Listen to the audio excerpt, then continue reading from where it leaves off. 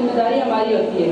تو الحمدللہ ابھی تک 4 سالوں میں تقریباً 450 بچے نے قرآن مکمل کر چکے ہیں۔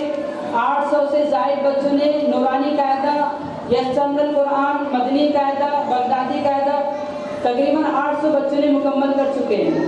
ساتھ میں دینی تعلیم بھی حاصل کر چکے ہیں، جیسے کہ آپ لوگوں نے سنا، دعا، حدیث، نماز، کلمے اور قرآن وغیرہ۔ تو ہم سلسلے کو آگے بڑھاتے ہوئے انعامات کو تقسیم کرنے کا سلسلہ شروع کرتے ہیں۔ ان تمام طلبہ کے اندر اس سال 3 بچے ایسے ہیں جنہوں نے فرسٹ، سیکنڈ، تھرڈ یعنی پہلا، دوسرا، تیسرا نمبر حاصل کیا ہے۔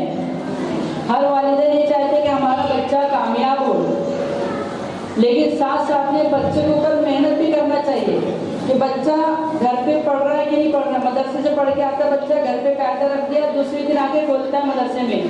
اگر اس طریقے سے آپ کریں گے اور امید رکھیں گے کہ ہمارا بچہ کامیاب ہو جائے تو نہیں ہو سکتا۔ اسکول میں 7-7 گھنٹہ 8-8 گھنٹہ لگانے کے بعد الگ سے ٹیوشن بھی 2-2 3-3 گھنٹے کی چلتی ہے، اس کے کام کرنا ہوگا، کیونکہ یہ ہماری مذہبی تعلیم ہے۔ اگر ہم اس کو چھوڑ دیے تو قرآن کو نہیں پکڑا، قرآن کو نہیں سمجھا، قرآن پر عمل نہیں کیا، دنیا کا کوئی بھی انسان ہے، کوئی بھی ٹیکنالوجی ہم کو آگے نہیں بڑھا سکتے۔ اس لیے اسکول پڑھائیں، انجینئر بنائیں، ڈاکٹر بنائیں، جو بنانا ہے وہ بنائیں، کوئی کمی نہیں۔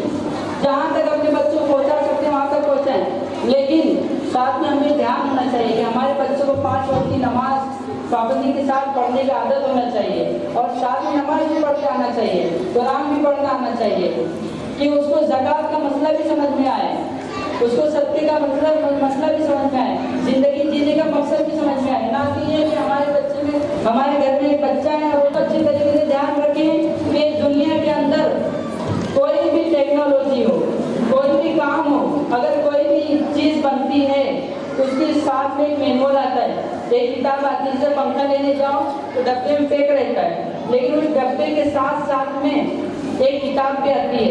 گاڑی خریدنے جاؤ تو گاڑی خریدنے کے ساتھ میں اس میں ایک کتاب ملتی ہے۔ اگر آپ ایک سرما خریدنے بھی جاتے ہیں نا تو سرمے کے اندر بھی ایک پرچی نکلتی ہے سرمے کے ڈبے میں کہ کس طریقے سے یوز کرنا ہے، چیز کو یوز کرنے کا طریقہ بتایا ہے۔ لیکن اللہ تعالیٰ نے اتنی ساری دنیا کو، لاکھوں کروڑوں اربوں انسانوں کو اللہ نے پیدا کیا، اور قیامت تک کے پیدا کرتا رہے گا، اور وہ ختم ہو جائیں گے انشاءاللہ۔ تو کل قیامت کے دن اللہ تعالیٰ انشاءاللہ کامیابی دیں گے۔ لیکن مسئلہ یہ نہیں، مسئلہ یہ ہے کہ اللہ نے پیدا کیا تو کیوں پیدا کیا؟ جب دنیا کا انسان کوئی بھی چیز بنا رہا ہے تو اس کے پیچھے کوئی مقصد ہے، کتاب دیتا ہے، مینول دیتا ہے، تو اللہ نے ہم کو پیدا کیا، ہمارے پیچھے بھی کچھ مقصد ہونا چاہیے تھا۔ تو اللہ تعالیٰ نے قرآن بھیجا ہے کہ ہم نے انسان کو پیدا کیا ہے تو انسان کو اپنی زندگی گزارنے کا طریقہ قرآن میں لکھا ہے، قرآن کو لے کر چلو۔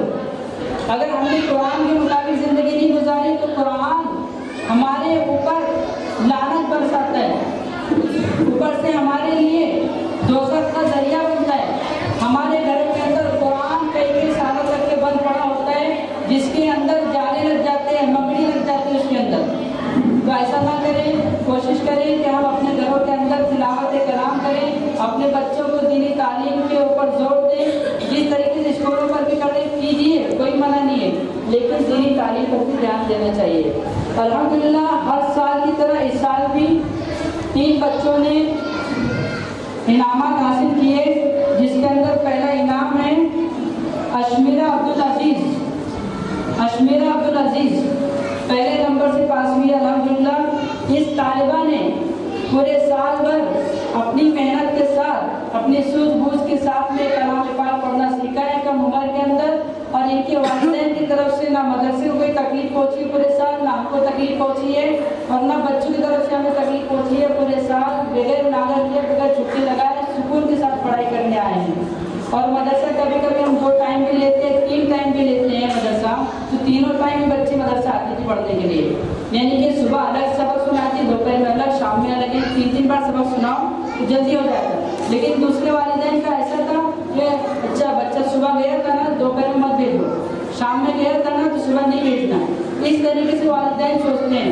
لیکن ان کے والدین نے الحمدللہ سمجھدار تھے، انہوں نے بھیجتے رہے 2 ٹائم 3 ٹائم، تو آج الحمدللہ اس بچے کا قرآن مکمل ہو چکا ہے اور اس کو پہلا انعام دیا جاتا ہے۔